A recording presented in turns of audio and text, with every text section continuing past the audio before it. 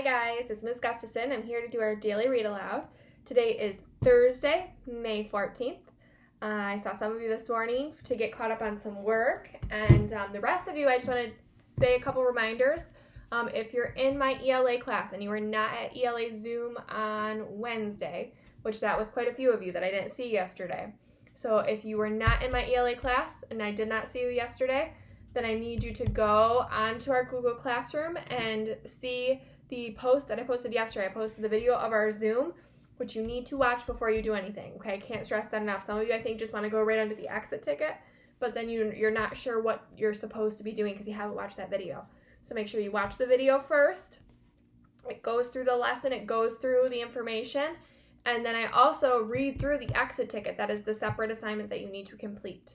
So if you have any questions on that, please feel free to reach out to me. But you really need to try to get that completed by the end of the day tomorrow, okay? By the end of the day tomorrow, I would say. So you have the rest of today and tomorrow to get caught up on that. If you're in mine and Mrs. Putney's math and you did not attend our math Zoom on Tuesday, same thing. You need to make sure you go back, watch that video, and then complete the assignment. You really got to make sure we're watching those videos because some of you, like I said, are jumping right to the assignment, but you're missing the important content, the important lesson, and the whole point of it, okay?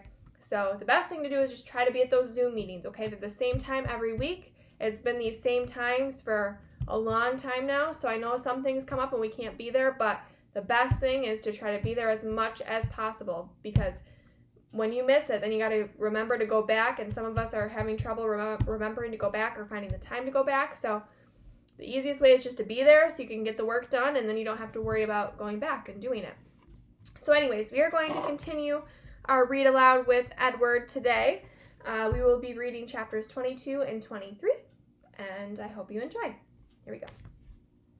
It was dusk and Edward was walking down a sidewalk. He was walking on his own, putting one foot in front of the other without any assistance from anybody. He was wearing a fine suit made of red silk. So if you remember, they were in that diner, and I think his name was Neil, came and smashed Edward, right? He walked down the sidewalk, and then he turned onto a path that led up to a house with lighted windows. I know this house, thought Edward. This is Abeline's house. I am on Egypt Street. Lucy came running out the front door of the house, barking and jumping and wagging her tail. Down, girl, said a deep, gruff voice. Edward looked up, and there was Bull standing at the door. Hello, Malone, said Bull. Hello, good old rabbit pie. We've been waiting for you. Bull swung the door wide, and Edward walked inside. Abeline was there, and Nellie, and Lawrence, and Bryce. Susanna, called Nellie. Jangles, said Bryce. Edward, said Abeline. She held out her arms to him, but Edward stood still. He looked around the room. You searching for Sarah Ruth? Bryce asked. Edward nodded. You got to go outside if you want to see Sarah Ruth, said Bryce. So they all went outside, Lucy and Bull and Nellie and Lawrence and Bryce and Abeline and Edward. Right there, said Bryce. He pointed up at the stars. Yep, said Lawrence. That is the Sarah Ruth constellation. He picked Edward up and put him on his shoulder. You can see it right there. Edward felt a pang of sorrow, deep and sweet and familiar. Why did she have to be so far away? If only I had wings, he thought, I could fly to her. Out of the corner of his eye, the rabbit saw something flutter. Edward looked over his shoulder, and there they were, the most magnificent wings he had ever seen, orange and red and blue and yellow, and they were on his back. They belonged to him. They were his wings. What a wonderful night this was. He was walking on his own, he had an elegant new suit, and now he had wings. He could fly anywhere, do anything. Why had he never realized it before? His heart soared inside of him. He spread his wings and flew off Lawrence's shoulders, out of his hands, and up into the nighttime sky toward the stars, toward Sarah Ruth. No, shouted Abeline. Catch him, said Bryce. Edward flew higher. Lucy barked. Malone, shouted Bull. And with a terrific lunge, he grabbed hold of Edward's feet and pulled him out of the sky and wrestled him to the earth. You can't go yet, said Bull. Stay with us, said Abeline. Edward beat his wings, but it was no use. Bull held him firmly to the ground. Stay with us, Abeline repeated. Edward started to cry. I couldn't stand to lose you again, said Nellie. Neither could I, said Abeline. It would break my heart. Lucy bent her face towards Edward. She licked his tears away. Excuse me. Goodness. The next chapter, chapter 23.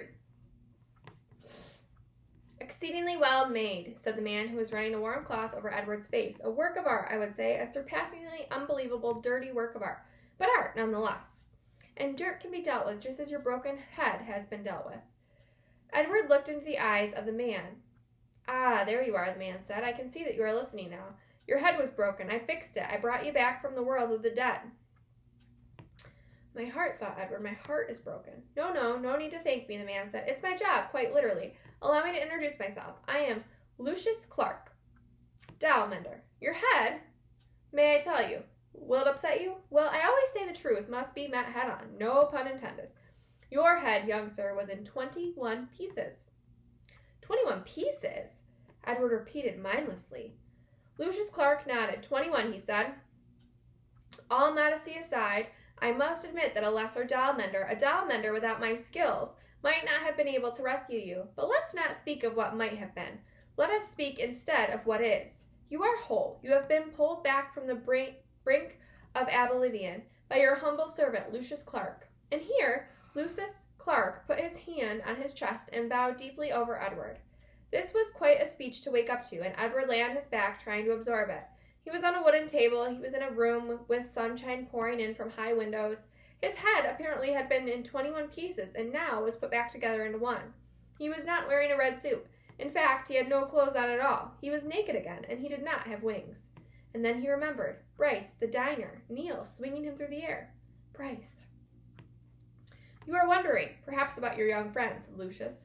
The one with the continually running nose. Yes, he brought you here, weeping, begging for my assistance. Put him together again, he said. Put him back together. I told him, I said, young sir, I'm a businessman. I can put your rabbit back together again for a price. The question is, can you pay this price? He could not. Of course he could not. He said that he could not. I told him then that he had two options, only two. The first option being that he seek assistance elsewhere. Option 2 was that I would fix you to the very best of my considerable abilities, and then you would become mine. His no longer, but mine. Here Lucius fell silent. He nodded, agreeing with himself. Two options only, he said, and your friend chose option 2. He gave you up so that you could be healed. Extraordinary, really. Bryce, thought Edward. Lucius Clark clapped his hands together. But no worries, my friend, no worries. I fully intend to keep you up my end of the bargain. I will restore you to what I perceive to be your former glory.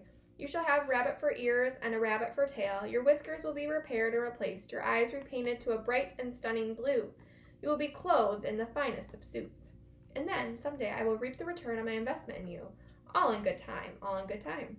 In the doll business, we have a saying, there is real time and there is doll time. You, my fine friend, have entered doll time. And that is the end of chapter 23. So we will continue our journey with Edward in the coming days. And tomorrow is Friday, so we're reaching the end of the week. So remember, we kind of said the end of the day on Friday, we want to have you have all of your work completed. So work hard to get that done so that you don't have anything dragging behind you at the beginning of next week. You have all your work done and you're ready for a fresh new start come next week. Tomorrow is Friday, so I have a Zoom with Mrs. Putney's class, her homeroom class at 2 o'clock tomorrow afternoon. And we will see you then. Like I said, if you have any questions on any of your assignments, anything at all, feel free to send me an email. Your parents can reach out to me on Remind or a phone call, whatever needs to be done so that you can get your work done, okay? All right, have a wonderful day, everyone.